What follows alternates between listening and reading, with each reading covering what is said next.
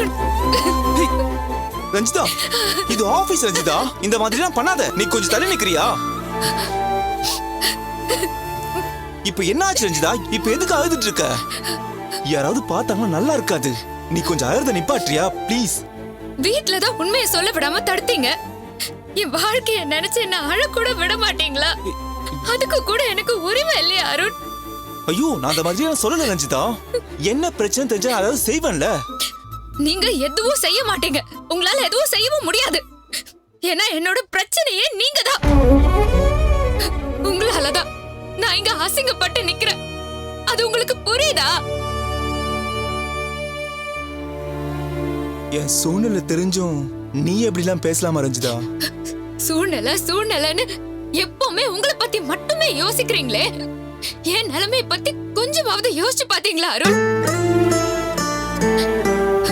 பொண்டாட்டிங்கிற உரிமை எனக்கு கிடைக்கலனாலும் நல்ல பொண்ணுங்கிற பேர் எனக்கு இருந்துச்சு. எல்லாரும் என் மேல அவ்வளவு அன்பா இருந்தாங்க. என்ன அந்த குடும்பத்துல ஒருத்தியாவே நினைச்சாங்க. அது எல்லாத்தையும் ஒரே நிமிஷத்துல தொலைச்சிட்டு நிக்கிறேன். வேஷக்காரி, நாடகக்காரி, போய் சொல்றவ, இந்த பேர் தாங்க எனக்கு இப்போ மிஞ்சிருக்கு. எல்லார் கண்ணுக்கும் நான் இப்போ ரொம்ப தப்பான பொண்ணா தெரியறேன். எனக்கு ரொம்ப அவமானமா இருக்கு அருண். ஐயோ ரஞ்சிதா, நீ தாலியை மறைச்சிட்டேன்ற கோவத்துல தான் அவங்க அந்த மாதிரிலாம் பேசுறாங்க.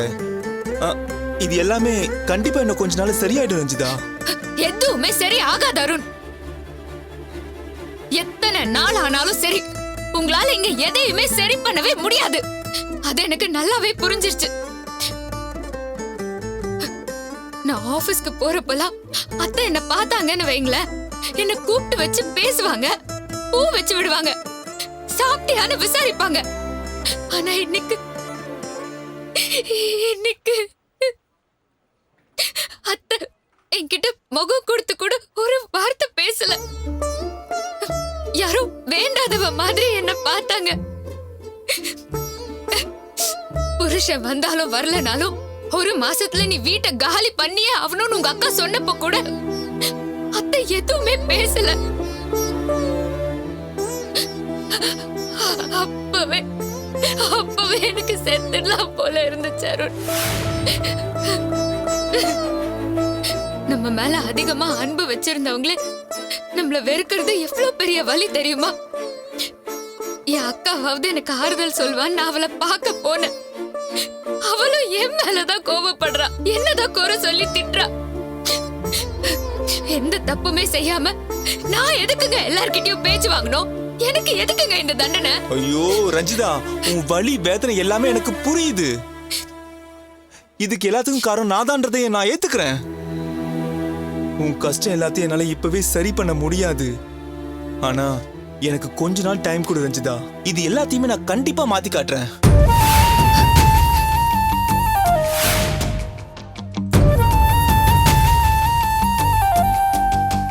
இந்த நிலைமையில நான் என்ன சொன்னாலும் உனக்கு நம்பிக்கை வராதுதான்.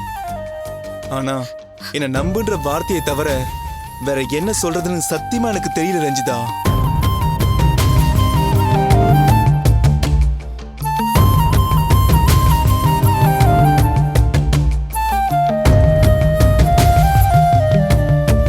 ரஞ்சிதா, ஜிஎம் வராரு, கண்ணெல்லாம் தொடச்சுக்கோ ப்ளீஸ். என்ன ரஞ்சிதா இது? இந்த ஃபைலை இப்படியே வச்சிருப்பீங்க? இது அப்டேட் பண்ணாம வச்சிருக்கீங்க. அவர் எவ்வளவு டென்ஷன் ஆயிட்டா தெரியுமா உங்களுக்கு? அருண் சார், என்னாச்சு? ஏதோ சீரியஸா பேசிட்டு இருக்கீங்க? ஆமா சார், கொஞ்சம் சீரியஸ் தான் சார். இங்க பாருங்க, சர்மான்ற பேரை இங்க சௌத்ரி மாத்தி வச்சிருக்காங்க சார்.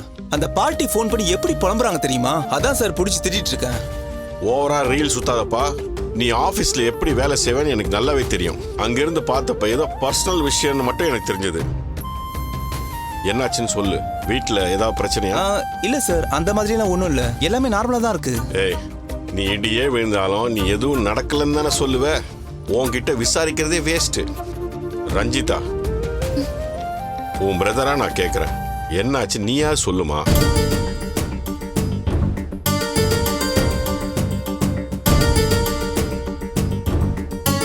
என்ன ரெண்டு பேரும் சேர்ந்து என்ன வெறுப்பேத்துறீங்களா? இந்த விஷயத்த நீ இப்ப சொல்லணும்னா இவங்க அம்மாவுக்கு போனை போட்டு எல்லா விஷயத்தையும் நான் சொல்லிடுவேன். பரவாயில்லையா? சார் சார் அதெல்லாம் வேண்டாம் சார். சார் என் கழுத்துல இருக்கிற தாலிய வீட்ல எல்லாரும் பார்த்துட்டாங்க சார். ஏய் சூப்பர்மா. இதான் சான்ஸ்னு இவன் உண்மையை உடைச்சு சொல்லிட்டானா? உங்களோட கல்யாண விஷயம் வீட்டில் தெரிஞ்சிடுச்சா? எல்லாரும் உங்களை ஏத்துக்கிட்டாங்களா? நீங்க நினைக்கிற மாதிரி எதுவும் நடக்கல சார். ஏமா?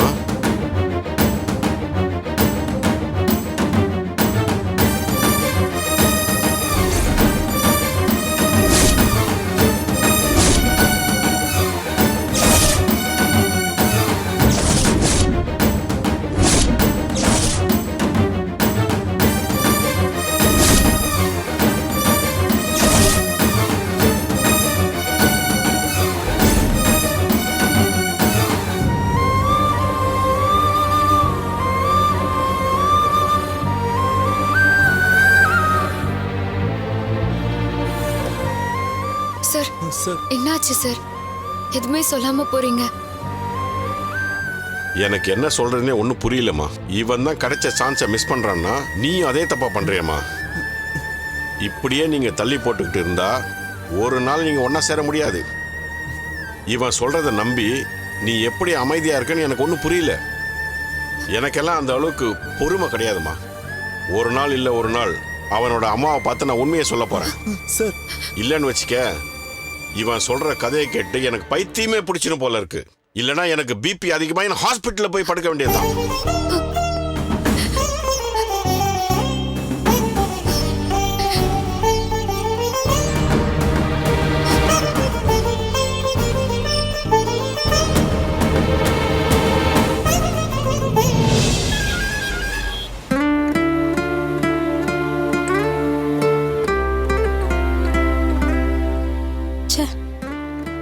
ரஞ்சிதா மேல ஃப்ரெண்டுங்கிறத தாண்டி எவ்வளோ மரியாதை வச்சிருந்தேன்.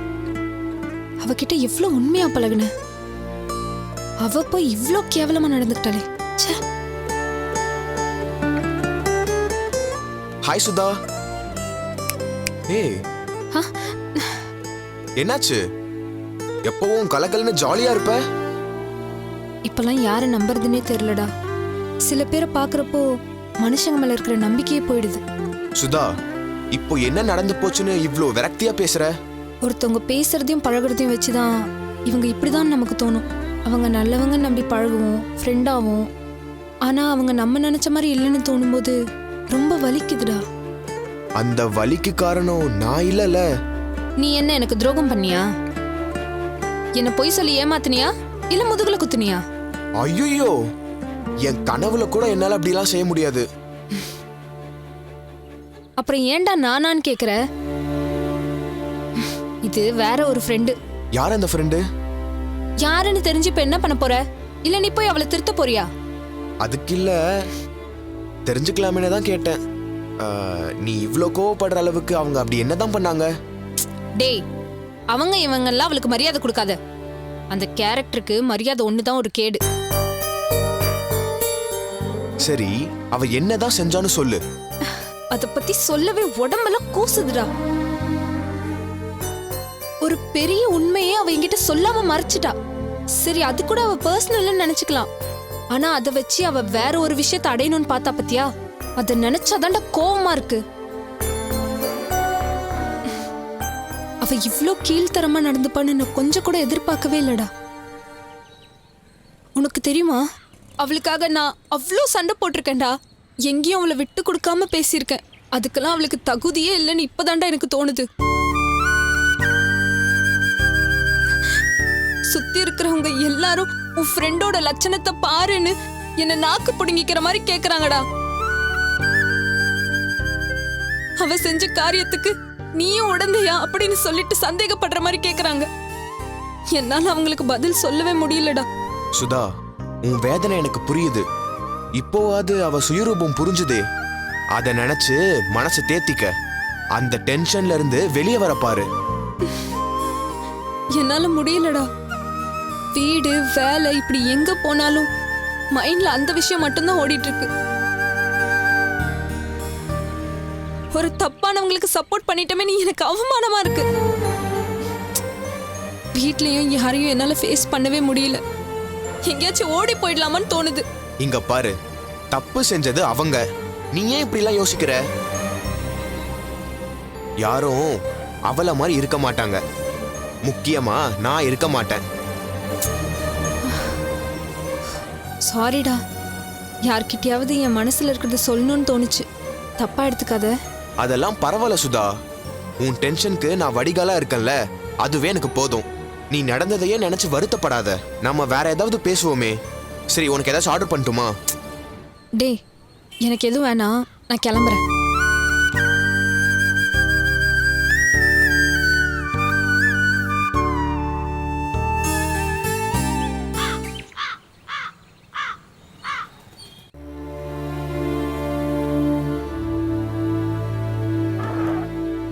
சிம்ரன், அக்கா சாப்பிட்டாங்களா? இல்லங்க, மோரை மட்டும் குடிச்சிட்டு போய் படுத்துட்டாங்க. அக்கா எப்பவும் இப்படித்தான். அக்காவுக்கு ஒருத்தர் பிடிச்சிருச்சுன்னா அவங்க மேல ஓவரா பாசம் வைக்க வேண்டியது. அவங்க ஏமாத்திட்டாங்கன்னா அதை ஏத்துக்க முடியாம அதையே நினைச்சு சாப்பிடாம கொள்ளாம அவங்களே வருத்திக்க வேண்டியது. என்னத்த சொல்றது?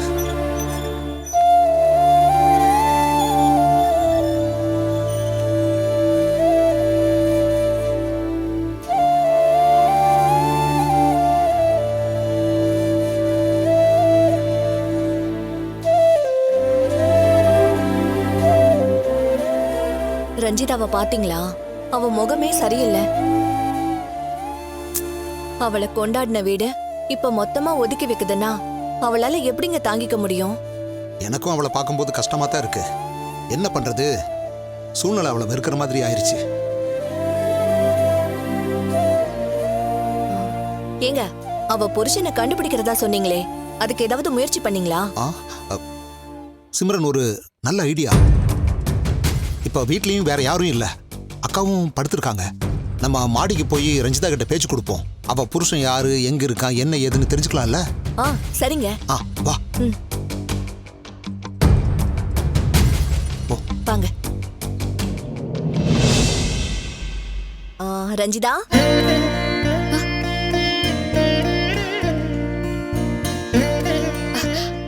வாங்க, உள்ள வாங்க. வாங்க, உட்காருங்க. ரொம்ப தேங்க்ஸுங்க. எதுக்கு? நேத்துல இருந்து யாருமே என்கிட்ட பேச மாட்டேங்கிறாங்க. சுதா கூட என்ன வந்து பார்க்கல. நீங்களாவது எப்பவும் மாதிரி என்கிட்ட நடந்துக்கிறீங்களே.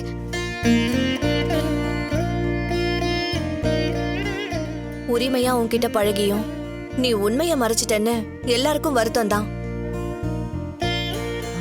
கொஞ்ச நாள் அது இருக்கதான் செய்யும். போக போக எல்லாம் சரியாயிடும். நீ கவலைப்படாத.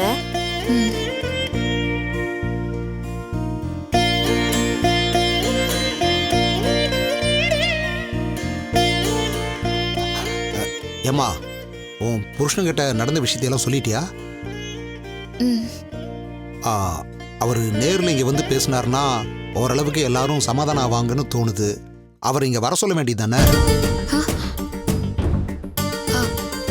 இப்போதைக்கு அவரு வர நிலைமையில இல்லைங்க. அவரு வீட்ல எங்களை ஏத்துக்கிற வரைக்கும் அவரை நாம எதிர்பார்க்க முடியாது. ஏமா, இங்க பிரச்சனை எவ்வளவு பெருசாகிக்கிட்டு இருக்கு. அவர்கிட்ட வேணா நான் பேசி பார்க்கறேனே. ஐயோ, வேண்டாங்க. அவருக்கு அது சங்கடமாயிடும்.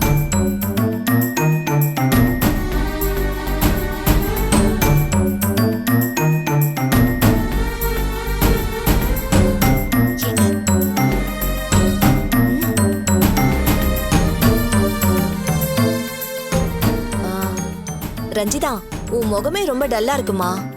ஆபீஸ் போயிட்டு வந்து நீ ரொம்ப டயர்டாவும் தெரியற. நீ போய் ஃப்ரெஷ் ஆயிட்டு வா. இல்ல, இருக்கட்டும், பரவாயில்ல. உன்னை இப்படி பார்க்கவே முடியலம்மா. 2 நிமிஷம் தானே ஆக போகுது. நீ போயிட்டு வா.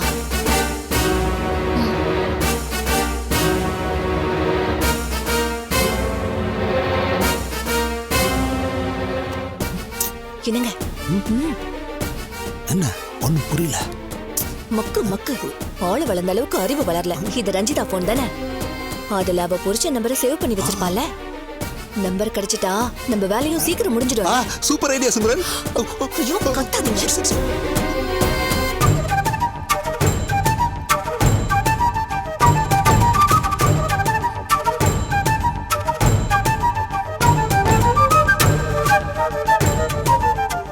என்ன சிம்ரன் இது? இதுல அர்ஜுன்கிற பேரே வரலையே. ஓ, ஒருவேளை புருஷன் பேர அத்தான், மாமா, டார்லிங் அந்த மாதிரி ஏதாவது சேவ் பண்ணி வச்சிருப்பாளோ? ஏங்க, நீங்க இன்னும் எந்த காலத்துல இருக்கீங்க? கொஞ்சம் மாடர்னா யோசிங்க. மாடனாவா?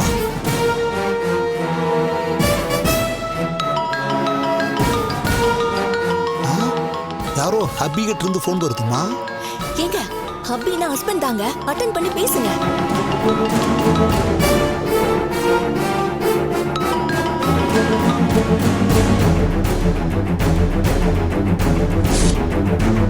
ஹலோ, கட் ஆயிருச்சே. சரி, அந்த நம்பருக்கு நீங்க கால் பண்ணி பாருங்க.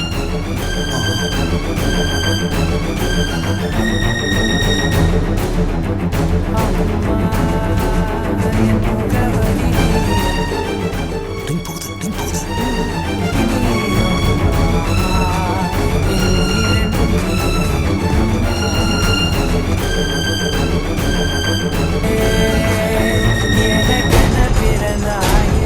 இந்த மழை பெஞ்சு முடிச்சதுக்கு அப்புறம் நெட்வொர்க் எல்லாம் ஒழுங்கா ஒர்க் பண்றதே கிடையாது. இந்த நம்பரை எங்கேயோ பார்த்த மாதிரி இருக்கு. முதல்ல இதை நோட் பண்ணி வச்சுக்கோ. செல்ல கீழே வச்சுட்டு வந்துட்டேனே. பெண் இருக்கா பாரு. பெண் இல்ல. பெண்ணு செல்ஃப்ல எங்கேயாவது இருக்கான்னு போய் பாரு. பாக்குறேன். சீக்கிரம் சிம்ரன், என்ன பண்ணிக்கிட்டு இருக்க?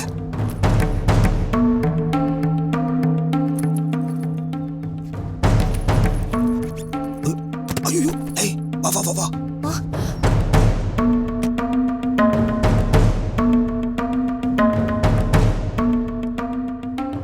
என்னாச்சு? காஃபி ஏதாவது போட்டு தரட்டுமாமா? இல்ல வேண்டாங்க.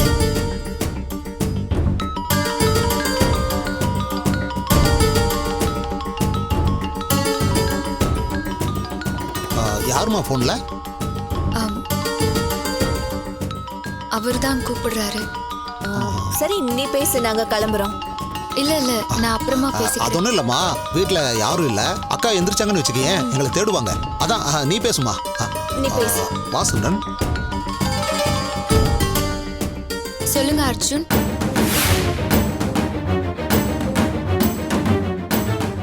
பக்கத்துல யாராவது இருக்காங்களா? ஆமா. சரி, பேசலாமா?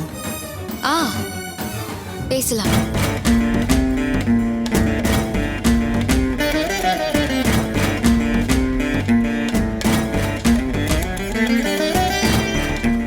சிம்ரன் வா. இன்னும் என் மேல கோவமா தான் இருக்கியா? உண்மையை மறைச்சிட்டேன்னு எல்லாரும் உன்கிட்ட கோவமா பேசும்போது எனக்கும் ரொம்ப வேதனையா இருந்துச்சு.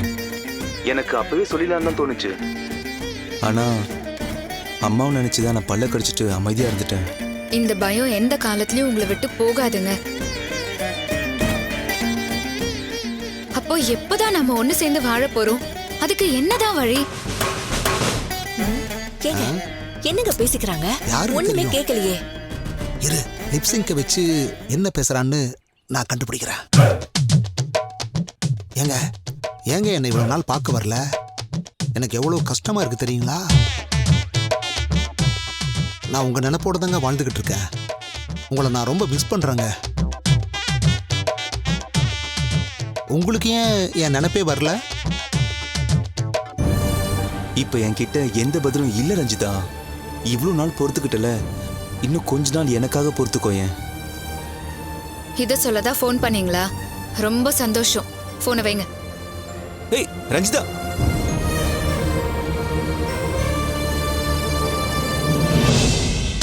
அடடடா, என்ன இது? ரொமான்டிக்கா ரொம்ப நேரம் பேசுவாங்கன்னு பார்த்தா டப்புன்னு வச்சுட்டா. சிம்ரன், நாம் அதை கண்டினியூ பண்ண என்ன? ஏங்க வாங்க.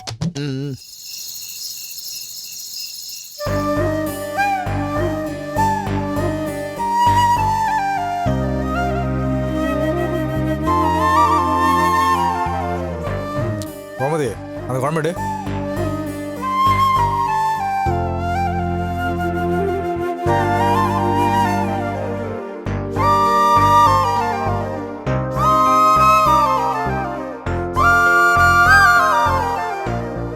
கோமதி என்னங்க சாப்பிடாம என்ன யோசனை பண்ணிட்டு இருக்க? ஒழுங்கா சாப்பிடு. இல்லைங்க எனக்கு போதும். நெல்லு சாப்பாடு கிடைக்குமான்னு அவன் எவ்வளோ கஷ்டப்பட்டுட்டு இருக்கான். நீ என்னடானா இவ்வளோ சாப்பாடை வேஸ்ட் பண்றன்ற? வேஸ்ட் பண்ணலங்க, நாய்க்கு போட்டுடுறேன். நெல்லு அவன் ஏன் டயர்டா இருக்க? இல்லையேங்க. பொய் சொல்லாத.